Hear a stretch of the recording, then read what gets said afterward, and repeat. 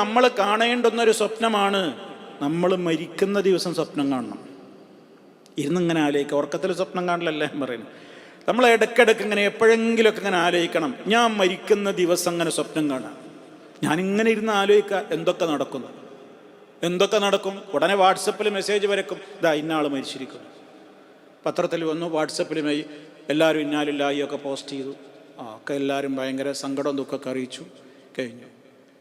ഞാൻ പറഞ്ഞില്ലേ, വസ്ത്രക്കാരോ ഊരി മാറ്റി വെള്ള പുതപ്പിച്ച് കിടത്തി. ബന്ധപ്പെട്ടവരൊക്കെ, വരാൻ പറ്റാവുന്നവരൊക്കെ സന്ദർശനത്തിന് വരും, അല്ലാത്തവരൊക്കെ ദുആ ചെയ്തേക്കും. എത്രയും പെട്ടെന്ന് മയ്യത്ത് കുളിപ്പിക്കണ്ടേ എന്ന് ചർച്ച ഉണ്ടാവും കുടുംബത്തിൽ. വേഗം കുളിപ്പിക്കുക, എപ്പോഴാണ് മയ്യത്ത് കുളിപ്പിക്കുന്നത്? അപ്പോഴേക്കും എൻ്റെ അഡ്രസ്സും പേരും ഒക്കെ പോയി. ഇതുവരെ ഇനീഷലും പേരും അതിൻ്റെ വാലും ഒക്കെ ഉണ്ടായിരുന്നു, ഒക്കെ പോയി, എല്ലാം പോയി. പിന്നെ മയ്യത്ത് കുളിപ്പിക്കണം എപ്പോഴാ ജനാസ എടുക്കുന്നത്?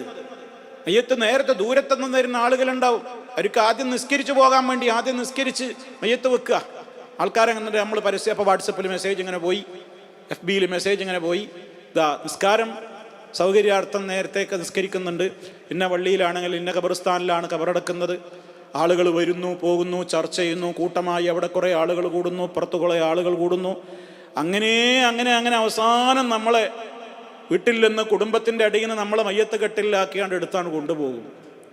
കുറേ ആളുകൾ പിന്നാലുണ്ടാകും, പള്ളിയിലെത്തും, ജനാസ സംസ്കാരം നടക്കും, ഖബറിൽ വെക്കും, എല്ലാം കഴിഞ്ഞു തിരിച്ചു പോകുന്നു.